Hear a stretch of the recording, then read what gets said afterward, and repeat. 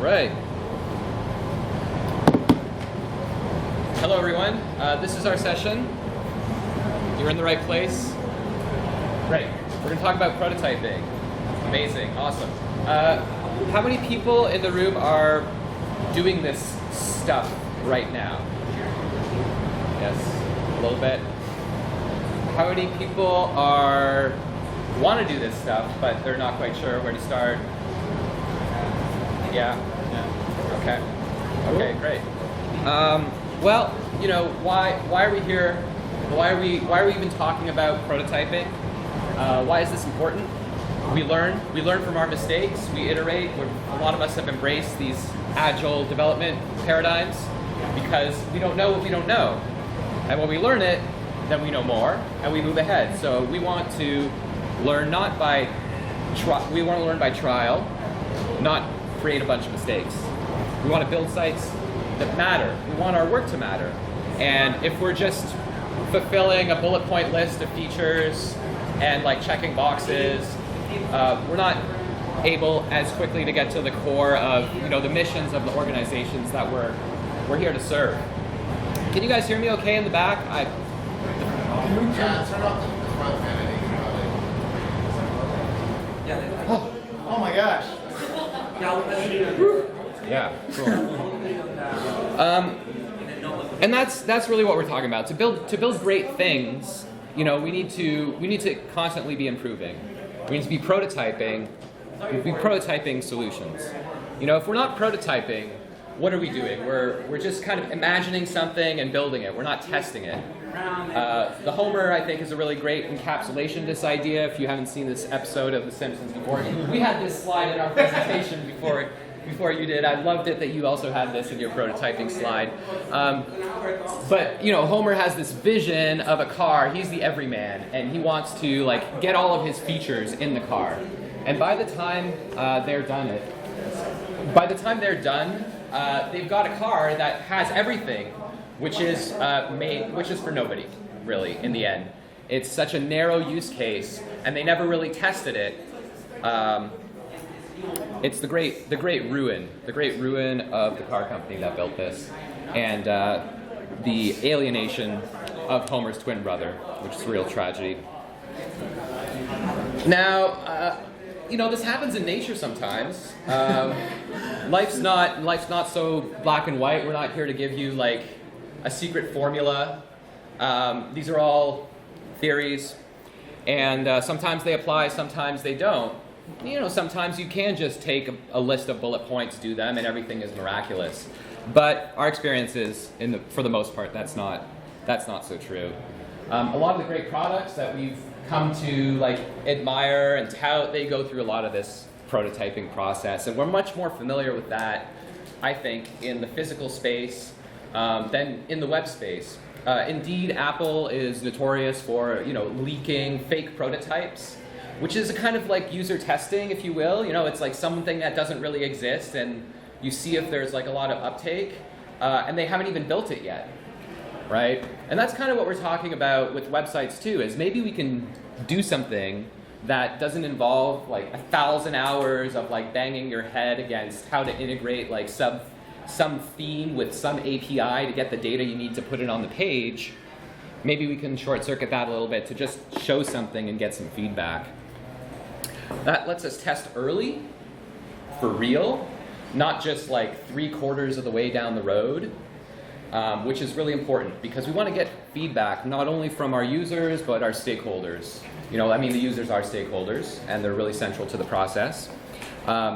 But sometimes they don't really get to see anything, not for a long time. And we've struggled, we've built something in Drupal, we've struggled to make the thing render.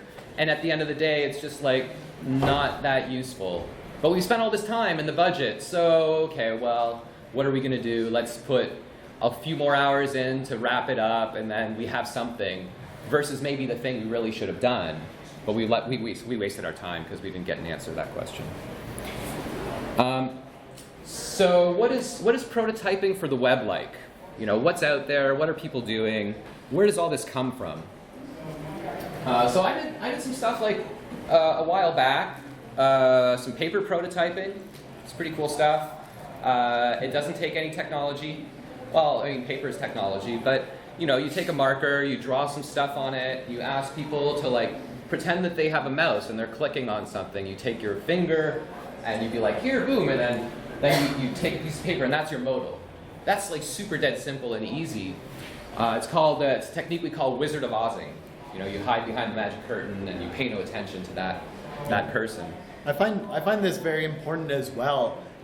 Just the idea of getting away from the computer. A lot of the time we sit in front of this thing and we think in the constraint of where we are. But if you remove yourself from that obstacle and just looking at a blank sheet of paper, you're just using your imagination at that point. So. Yeah. Is this stuff like resonating a little bit? I'm sorry, I start to go off and we want to keep things a little bit more dynamic. So please interrupt us at any point if things are like unclear or we want to expand on something or you like wholeheartedly disagree with what we're talking about. This is what we're here for. This talk is a prototype. We're looking for feedback. So meta. I know. So what else is going on in the prototyping space these days?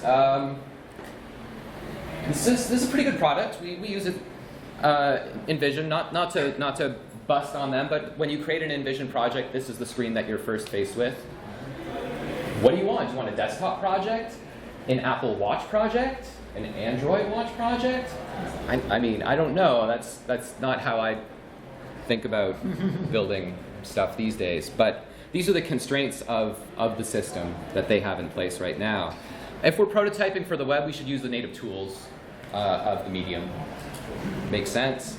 Because then we are working within those affordances. You know, we're understanding the language, we're thinking in those terms, and ideally we're moving towards getting to a real site.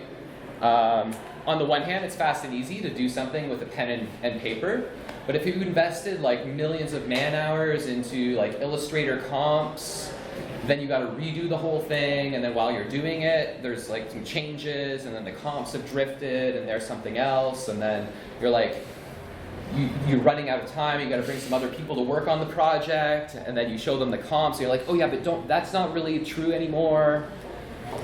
Where do you go? How do you not waste time? What's the plan? What do we need? What do we need from a prototyping solution? Like, what are the ingredients? A style guide? Style guide? What's a style guide? Without a style guide, you know, there's no style. Anything goes. A button's a button, but that's subject to a lot of interpretation. And GeoCities. MySpace. Yeah. Even the government's got standards. It's an alpha. We're still waiting for RC1, but right now you can go and you can check out some new like fantastic official colors and typography and fonts, and you want to build a site that is in line with like the authority that is exuded by the federal government. You follow these standards and people take you seriously. But you know, it's not just about making like colors and fonts. Like the idea of style guides, like they go back some ways. Anyone write like essays in high school and follow like that MLA style? You know, they're like, I mean, that kind of sucks the style out of your writing. But overall, like the Chicago Manual of Style, like these kinds of ideas in journalism have been around for some time.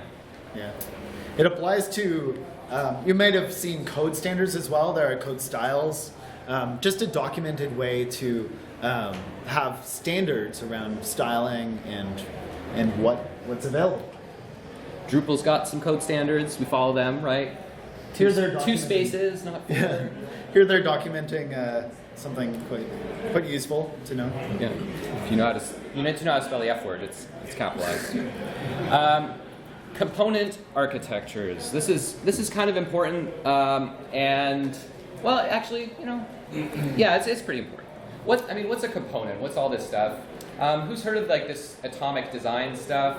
Any show of hands? No. Okay. And Pattern Lab is doing something similar here as well. This is quite the same ideology. Atoms pretty much are singular components, just the bare minimum what is needed on the page. In this case, you see we are styling a input box. We are styling a button.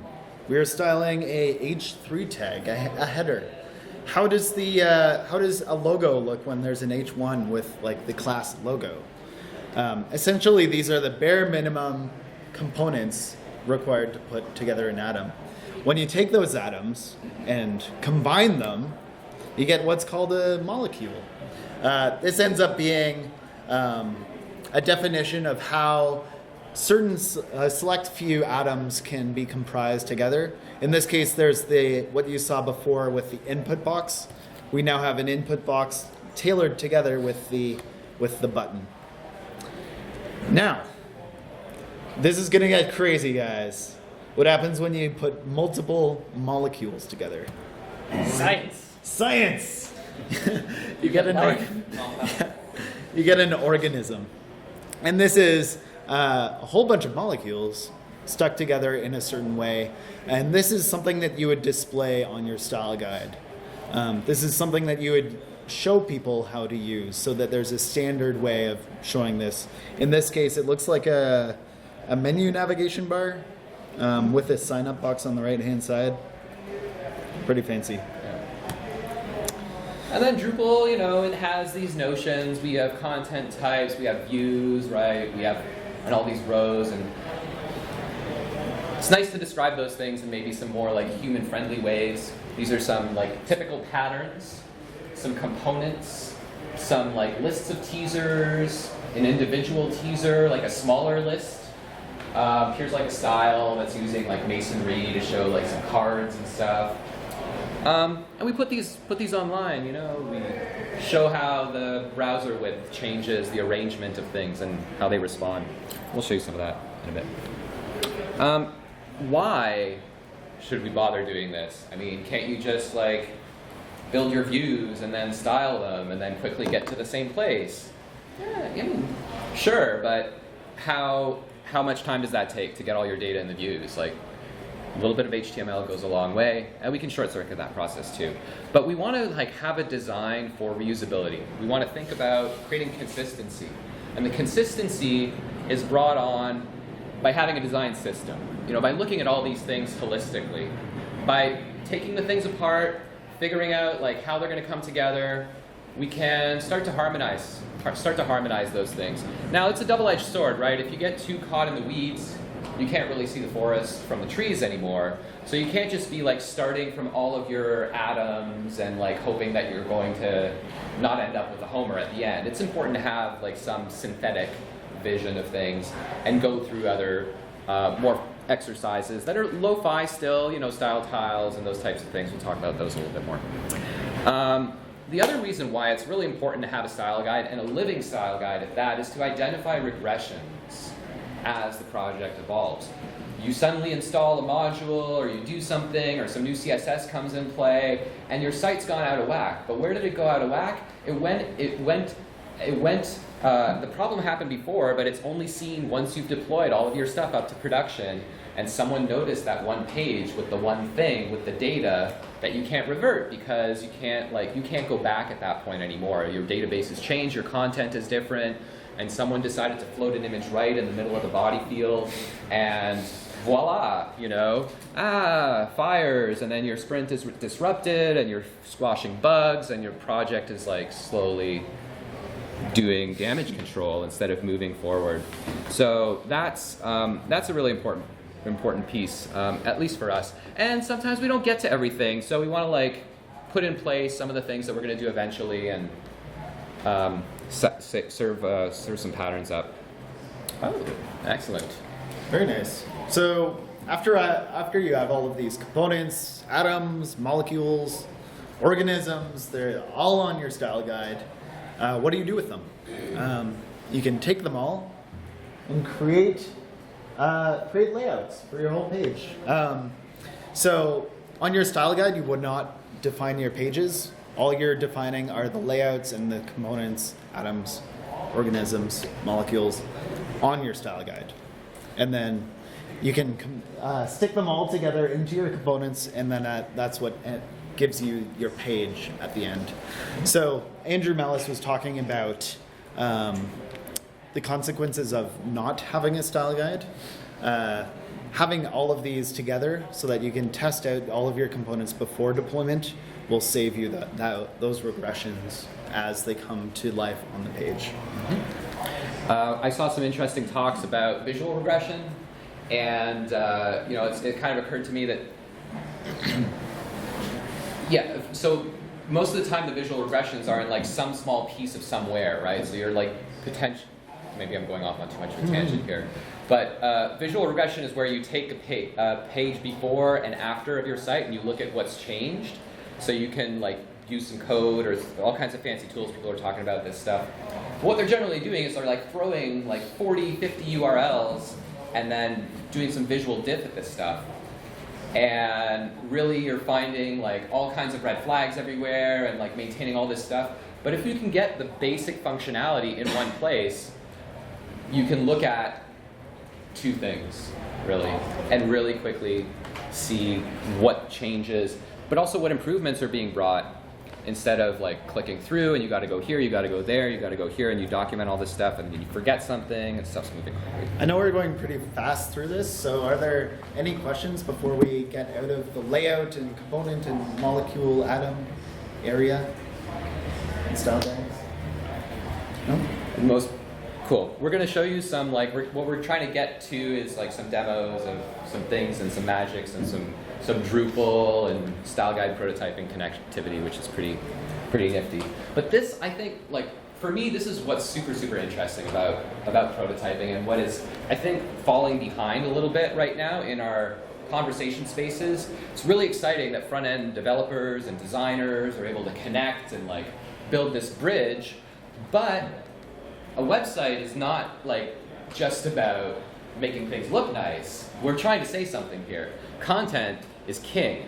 And the whole reason why we're like building these sites, I don't know about you, but like you can't, have you ever built a website and like someone's like, oh, just build me the site and I'll fill it in afterwards, right? You have these text boxes and then like, it's a CMS.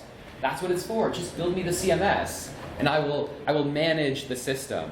Well, there's no like magic rules that start to catch all these exceptions when titles end up being super long and then the components break. Someone decides they want to like, you don't know what they're going to do. And sometimes it's fine, but sometimes it's not.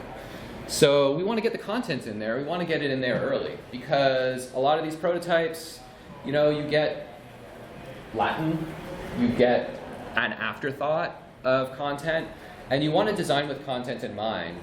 You know, I used to be in print, and if someone had like told me to design a magazine without any content, like I mean, you can't do that, right? Why should you be able to do that with a website? You know, you have an InDesign layout for a newspaper. Just write some new articles, right, and flow it in. The web is flexible, sure, but I think some of this still applies. And as much as I like to leave a lot of the print metaphors behind, like above the fold, this is one that I'm sort of attached to in the meaning of content. The other thing here is like, you know, if you put a picture, stole this right from you, Mark. If you put a picture of the dean on the site that you're trying to get him to approve, you know, they're like sleeping through the meeting and you're showing some stuff and it's pretty colors and they're just like, whatever. But, whoa, hey, this is me, this is my content, this is like, I'm suddenly interested, I care about this. I'm not just getting presented some sort of system. And that kind of stakeholder engagement is really important to get like meaningful feedback. Because otherwise people sit on their hands and they wait and they're just like, oh yeah, they're doing, I don't want to interrupt because, you know, they seem to be doing stuff. I want to get this thing. And then at the last minute, they're like, here's all my feedback. And you're like, why didn't you tell me earlier? You have to have them caring and engaged early and bring this content into the prototype. Do you want to talk about the testing? Yeah, so another important thing about all of this is testing. One is user testing, but also acceptance testing, continuous integration. You can set up Travis to do testing on the style guide. Just pretty much click through, possibly using something like Behat or Selenium to just click through the style guide, make sure things are loading properly and correctly. You can set up linting. You can lint on your CSS and on your JavaScript just to make sure that the code is up to par and make sure that it's being accepted into your own coding style, if you will. Accessibility reports are also important. There are what are they called? WCAS? WCAG, yes. Yes. AAA. Yeah. So those are really important as well. It also lets Google scan your site better, as well as people with impaired vision. And Accessibility is not an afterthought. Yes. We want to bake this in, and we want to do it early. We want to do it in the prototype. Yeah. Drupal can be tricky sometimes. You can't. Sometimes some systems don't automatically give you alt tags. So if you have your markup that's defined and you're like, this is how it's supposed to be, then you know what you're supposed to do, and you can validate the prototype and its components for accessibility. Yeah, and having all of these standards documented in your style guide will help lead your developers, your designers, and your content editors going forwards. Want to do those? Okay, so we're going to show you some of the solutions that we've come up with to some of these problems. We still have some problems, of course. We're here to solve them together, have some conversations. But what were we concerned with? Why did we decide to roll our own instead of just adopting something else that was out there? What we wanted to do was we really wanted to close this gap really early on. We want to have our people talking. We don't want to break the system down into silos where someone does one thing and then you hand it off to a themer, and then we're kind of killing the themer role a little bit in this process. Sorry if there's any themers in the room. I still love you. We want people to work together. We want the client to be an important part of the process. So early, we're doing some content strategy. We're looking at the website. We're trying to figure out how all the parts are going to come together. We're doing some architecture. We're trying to figure out what the navigation scheme is going to be. We're designing style tiles and sketches, and we're doing other forms of prototyping and bringing that into code. We're going to bring it into this system called kalastatic, which we'll demonstrate in a minute. And as we do some work in kalastatic in our prototype, the content strategists are able to come in and update headlines and make it flavorful and see how that's going to work. Because they've devised a strategy for communication on the website. They've said, hey, we're going to have these big, bold headlines, and they're going to be over the images, and it's going to be super cool, right? And then you get the actual images, and then you get the real headlines, and then you start to see, well, we thought the black and white images would look really great, but maybe not so much. We need to adjust it a little bit. And seeing that stuff in situ is important, and the content strategy can adapt, the wording can adapt. So that's super important for our content strategists. And our UX designers who are working closely together, and the client can see that. And sometimes, they see it. They're like, "It's perfect," And we're like, "All right, we're done." But realistically, we're going to bring that into Drupal. We want to build a bridge into the theme layer, and we want to have our backend developers know what they're building, how they're building it. So we want these things to be documented. Be like, "Hey, you know what? Give me an H2 here. Put this class on it." And it'll be golden. It should look great. And this is extremely validating for back-end developers, because once they go in their views, they add the classes on, and they've done that, and the styles are already there because we've built the style guide, it just looks great. It looks great immediately. They know they've done that bit. And they haven't just built this sort of jank thing with things dangling off and oh, that's just some Drupal, don't worry about that. It looks fantastic. And you've satisfied kind of the story in a single pass. Instead of oh, we do the thing, and then is the data okay, and then we theme it, and then we break it all up, and we'll get back to that later, and the site is kind of half done all over the place. The other thing that's really nice is that occasionally, Drupal is a little bit opinionated, and it gives us some extra divs and some other things that are hard to remove, so we can have a conversation about that. Backend developers can go and update the style guide code and say, well, here's actually what I'm getting out of the system. Here's my real HTML. Can we do something with this? and see how that adapts. And we can be talking about something concrete instead of like having this sort of like antagonistic relationship between designers who are pie in the sky theoreticians and these implementers who are just supposed to do it, or who are complaining about things that are supposed to look nice, like why can't they just make it look nice? We can work together, you know, and I think that's the strength of a system like that. And having it so early on in the process too, considering this is just simply a prototype, it means that the client will get feedback immediately. Whenever anything changes, it'll be reflected in the style guide and in the prototype. So we're going to go through some examples of this using this system that we've put together. This is our quick demo site boilerplate system that we had been working on off and on. Yay. So this is a quick boilerplate system that we had been going on. As you can see, it's simple design, a navigation, simple navigation at the top. There's some descriptor text along with our bottom menu down here. These are all just this is all just built from a static file system. This is early on in the process. Drupal is not involved at this point, and that's what really makes it quite amazing, because we can adapt this to go down the CMS route. These are pretty much just straight up static files. And here's our style guide that we have in place currently. You can see some of the components and it displays some typography. Some of the JavaScript components that we have in place. Lots of these are inherited from Bootstrap, the Bootstrap styles. During the process, you would also want to introduce some custom components. So there's a components section that you can introduce. We're using Font Awesome currently on this site, so there's demonstrations of how to use it. Essentially, this directs the designers, themers, and developers how to structure the markup so that it's abiding by the site's standard style.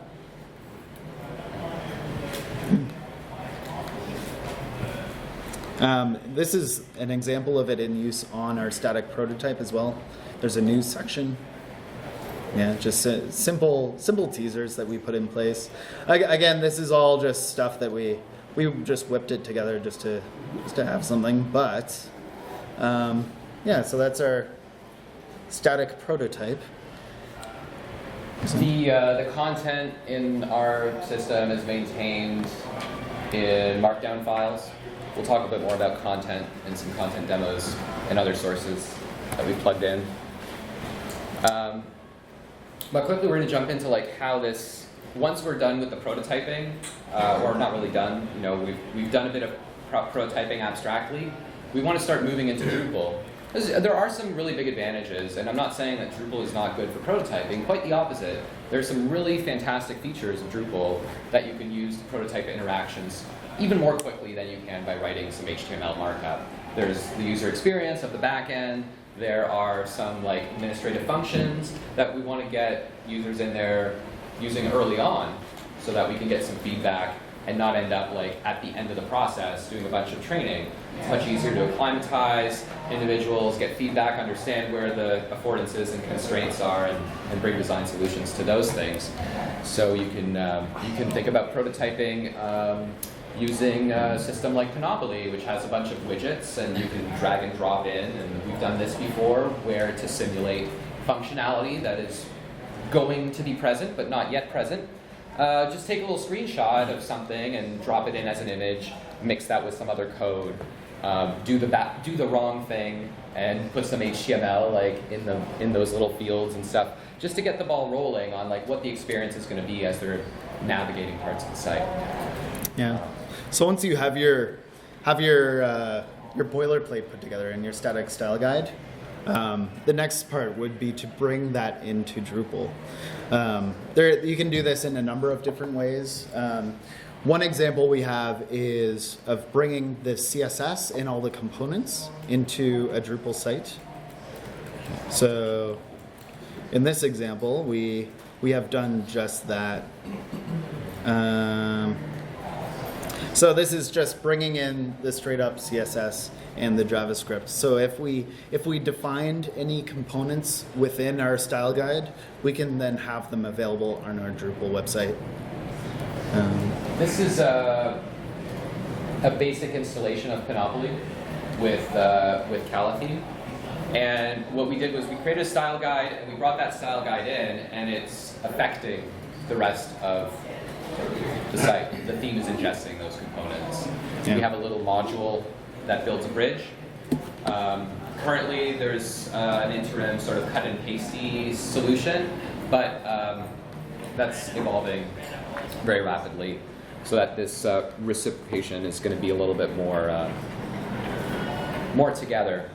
Yeah. Did you show the? Yeah, there's also a configuration for it. We put together a small module to help facilitate that interaction. Is there anything else that we wanted to show here? Yeah, we're going to do the clicking. Yeah, please do. Another way that you can do it is to bring the some of the Drupal components into the style guide. We had a demo of using a login component on the style guide so that you could style it appropriately for your needs. So you can see here, this is the version before we brought the style guide in, and then after.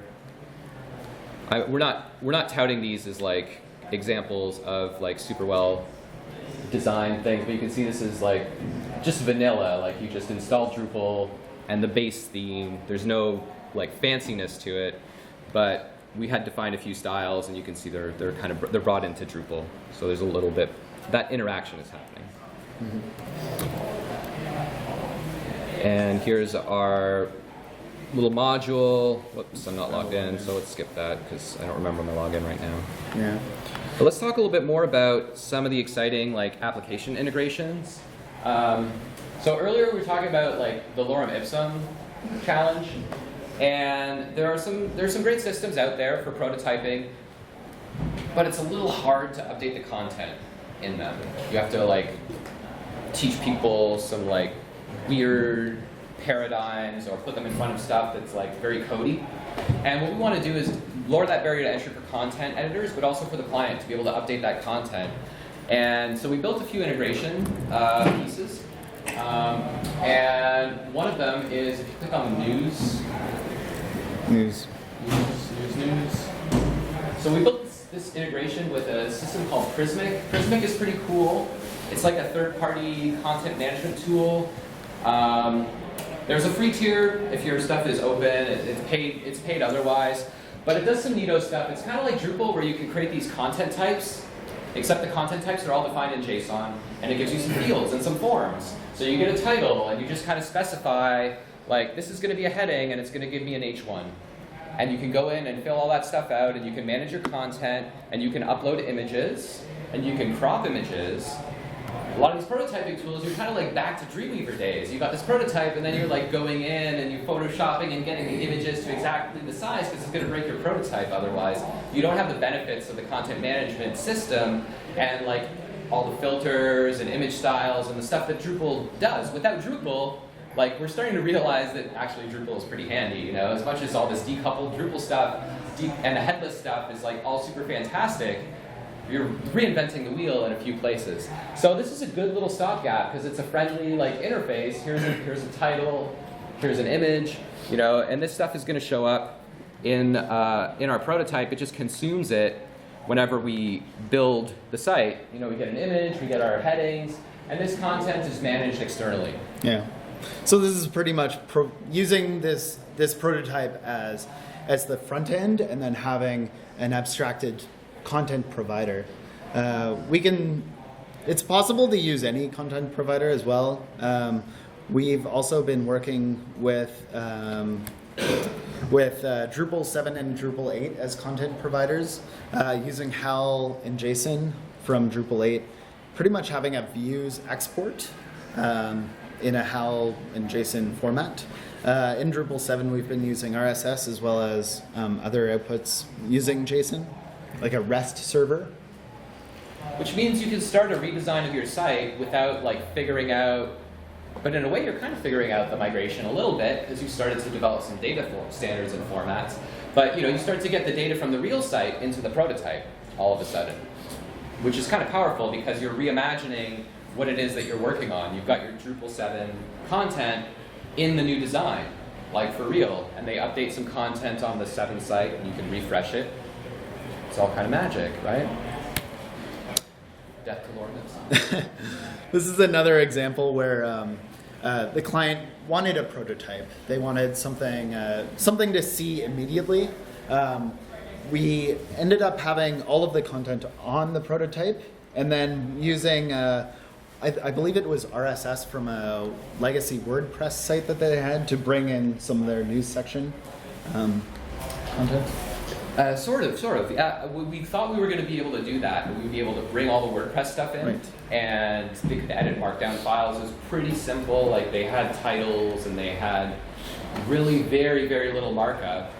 But this stuff is still fresh, and we had a bit of turnover, and people kind of freaked out that they were going to be losing WYSIWYGs. Yeah. So at the last minute, we were like, we have to keep the WordPress site. They were like, we have to keep the WordPress site, and these things happen sometimes. Some hidden stakeholder comes down the pipe, and they're just like, yeah, WordPress site, it's got to stay. And what we ended up doing was finding a way to share those resources between the prototype and WordPress. It took about 3 hours to create a subset of the styles, and WordPress stuck that in. And we needed to do a little bit of adjustment to the template to put some wrapper markup on the WordPress templates. And we were good to go. And you click on the news section, and it's pretty seamless between the main site. You get the benefits of all the responsiveness. They didn't have any kind of like responsive theme or anything. We didn't have to build a WordPress theme. We're just including CSS and JavaScript from the prototype, or a subset thereof. Just adapting their new style guide and the new prototype to their existing system.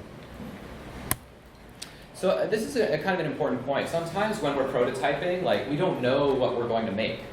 What's really needed here, especially when we're dealing with very message-focused organizations who are trying to create an experience. We're more focused on design, we're more focused on getting that message across, and the technology platform is sort of secondary. Is it going to be WordPress? Is it going to be Drupal? Can it stay a static site? Can we integrate it with a third-party feed system? Where do we really need to go? Often, like the design and the prototyping is going to help us choose a technological solution to support that. We starting with Drupal is great; it can do everything, but sometimes it can be a little bit too much. For some, if it's not needed, then maybe we can get around it. Maybe we should use it. We really want to use the right tool for the job. Yeah, and then this is another example where like potentially like Bootstrap is amazing. It gives us so much flexibility. In some cases, it's not quite required or needed. So in this example, we are using, Google has just launched a material design standard, and this is using material design lite, which is HTML5 compliant library. That's the source. Yep. But we were able to integrate. How long did it take you to throw that into the? Oh, just an hour. An hour or so. So we could flip out the framework and pretty quickly come up with another way of like building the site. Yeah. Which is nifty. We find we're doing a lot of sort of application-like stuff these days. People want like more application interactions, and Bootstrap it's great, but it has some limitations. So we want to be able to adapt. And that's kind of what we put together. It's not a solution that's not super opinionated. I mean, right now it has some it has some opinions, but we'll be talking in a second about how we're going to decouple some of those things. Some other stuff, quickly show you this stuff is real. Our website uses a bunch of these things. It's a static website, and we do some content sharing as well between Drupal and the static site because the blog is still in Drupal. This was a site that Rob built really rapidly, I think. Yeah. A few hours. My my girlfriend, every year she does really silly holiday greeting cards and stuff. So she asked for something simple. So I used what we were doing at Kalamuna to facilitate that need, and it ended up being this, just a small prototype site with some neat integration. And you threw some like e-commerce on there so people can go and buy cards and Yeah. you know, So it's not a lot of the drawbacks of a static website is that there's not much interaction, but there are ways to get around that with JavaScript libraries and server-side interactions.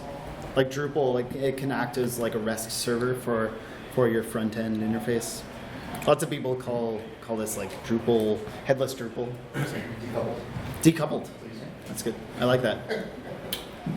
So, Tailless. building something like this straight up in Drupal, even though it's simple, like, it's a few days because you're like banging your head about how to get like the library in the right place, showing up the thing, and there's some extra space showing up underneath the slideshow, and then the images are like all off. And sometimes if you need something quickly, keep it simple.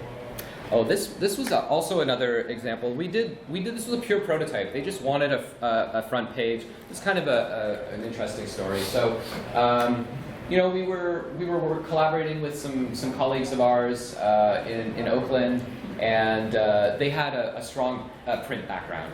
And so they had these designs, and they walked in with a portfolio case and some 11 by 17 pieces of paper, and they were like, "We need to make this mobile." And we were like, okay, that's going to be tricky.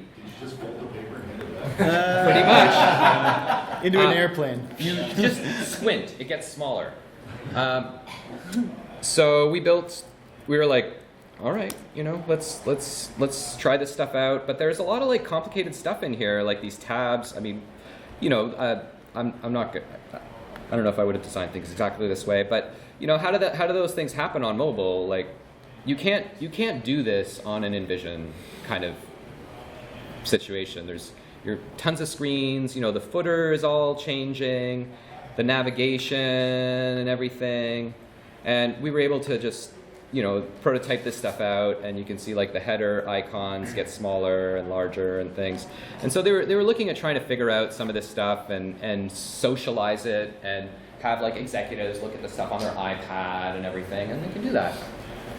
Is this site was made in or prototype in Drupal? No, this is just kalastatic. So all of this is like, it's got libraries integrated into it, and it's pretty quick. Like sometimes you want to just use a library and there's no Drupal integration for it. You don't need to worry so much about that. Cool.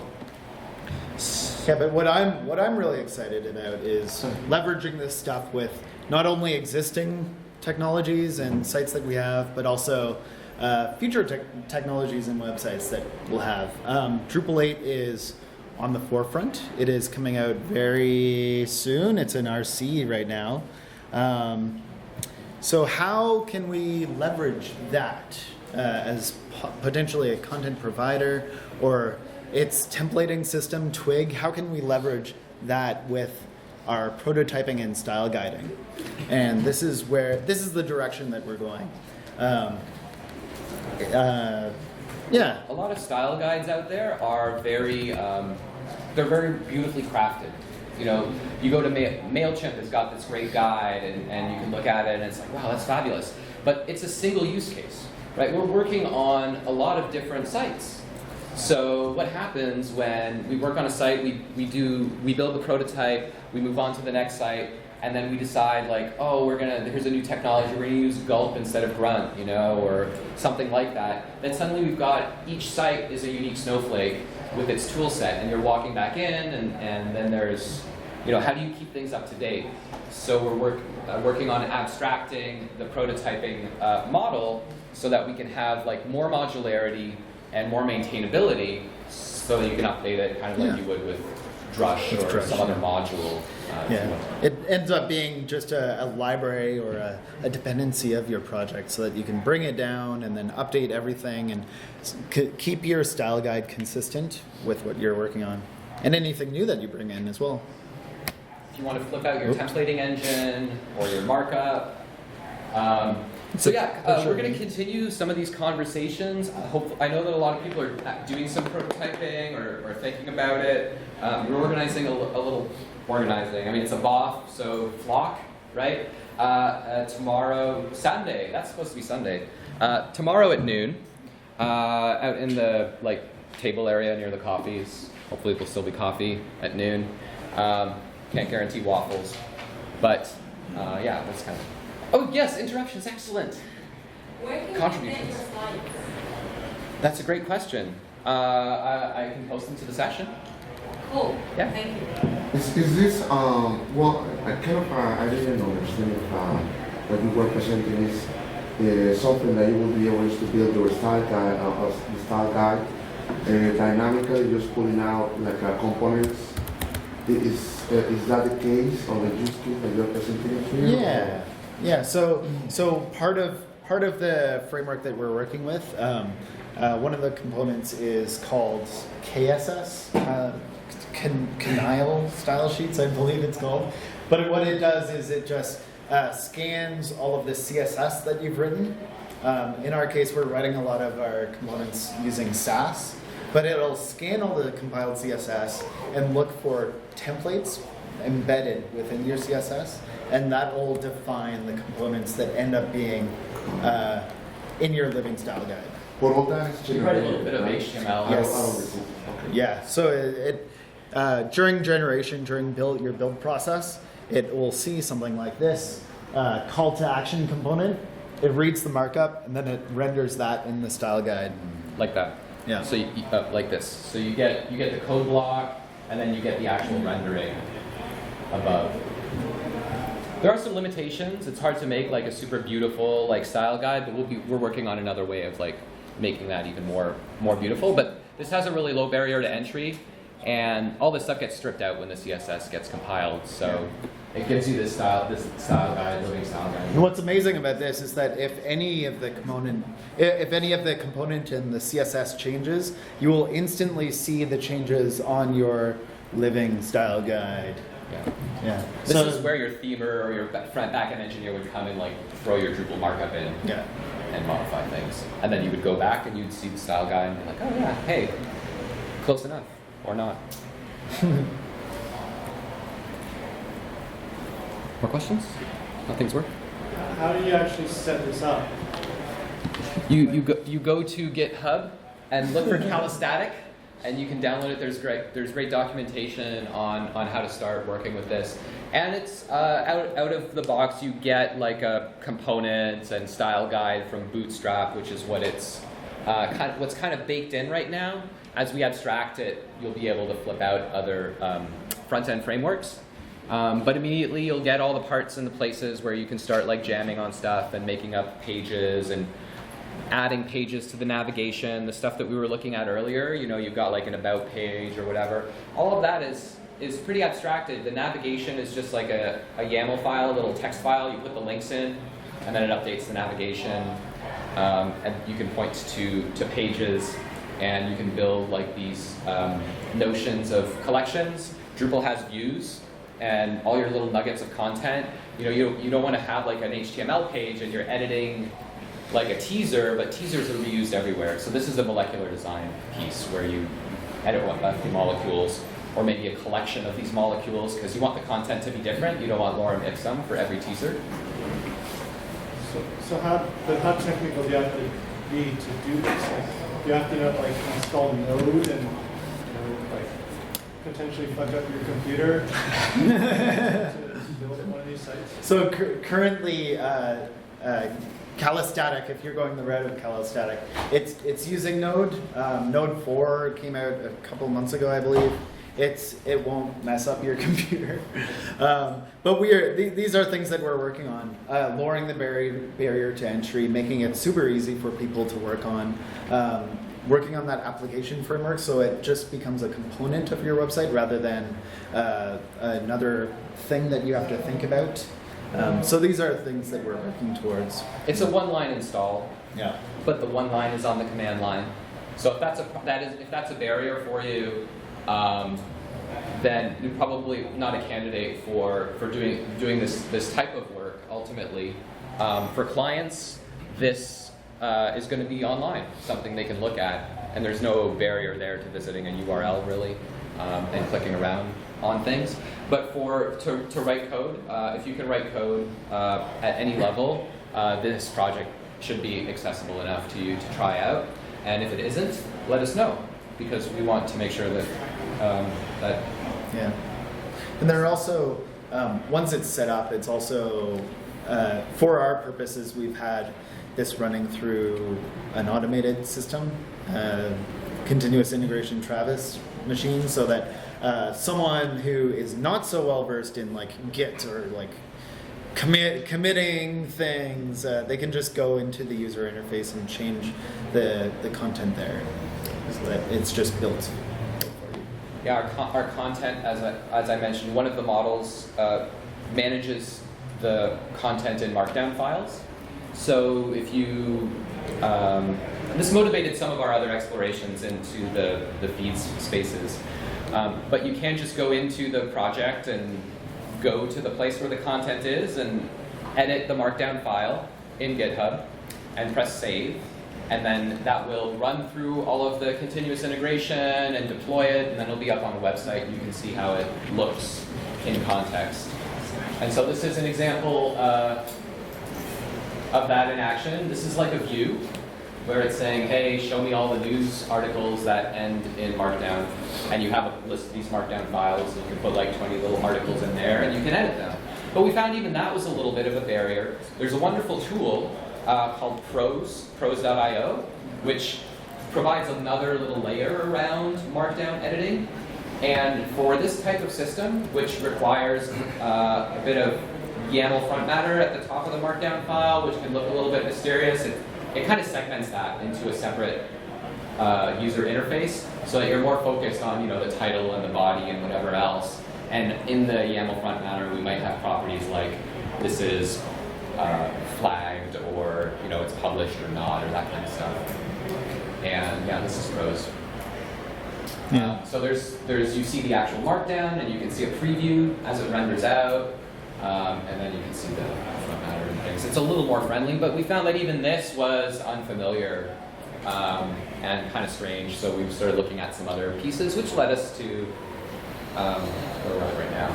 But there are a lot of different options, and this is, I think, what's key is we're not trying to be like, here's the way you need to do things. People do things in different ways, and we're trying to be to embrace that, because diversity is important. Which other kind of tool have you ever used to generate this style guide that is also like a prominent or good to mention? So there's a lot of work and some Drupal integration that's happening with Pattern Lab, which is a nice project. We've inherited some of their structures in our implementation, and there's also another great project called what is it? What's that? The Google component? Polymer, which is pretty cool. That uses some newer fancy tech, but it's something that we haven't fully explored. It's a different model, but these are other more popular prototyping type solutions. Yeah. There's also InVision, as we spoke about, but it has its limitations. Yeah. Were any of you at the Pattern Labs talk earlier? Yeah. That's great. I'm glad. Yeah, a lot of the same ideas. We're really trying to push towards the style guide and adopting that kind of model and testing things early and getting feedback from the client. Make sure that people have a living style guide. Polymer is really neat. It allows you to introduce your own HTML elements rather than individual components, atoms, and molecules. You're just creating your own HTML elements. Like a map. But what we've created is a framework, which means that it's not exclusive of Pattern Lab. It can work with Pattern Lab. Yeah. But what's important, and what what we're doing is first of all, we're looking at content workflows. We're looking at deployment workflows as well. And we're looking at ways of having these things coexist with Drupal and having the resources be shared. And I think that's really key, because if you have your prototype, it's not like this pristine thing that can live in an isolated place. You install a module, that module comes with CSS and JavaScript, and it can break everything. Or it can break nothing. Or it can break just that one little thing that you don't know about. And you can do lots in Drupal that's going to affect and reverberate. And we want to have an eye on that. We want to have an eye on those regressions as we're building, and later, into support. And this system also, the way that it's structured, can be dropped into an existing website. You don't need to go through the whole process of creating all the parts and all the pieces. If you want to prototype something rather quickly, you want to put a little bit of markup together and show it and inherit the Drupal stuffs on top of it. You don't need to go all the way. You can work on one small bit and have that go through the approval process and try it out responsibly. And That should be Sunday. Sunday. Yeah, so tomorrow noon, by the tables. Were there any questions? Any other questions? More things. 2 minutes. Yeah. Thank you guys so much for coming.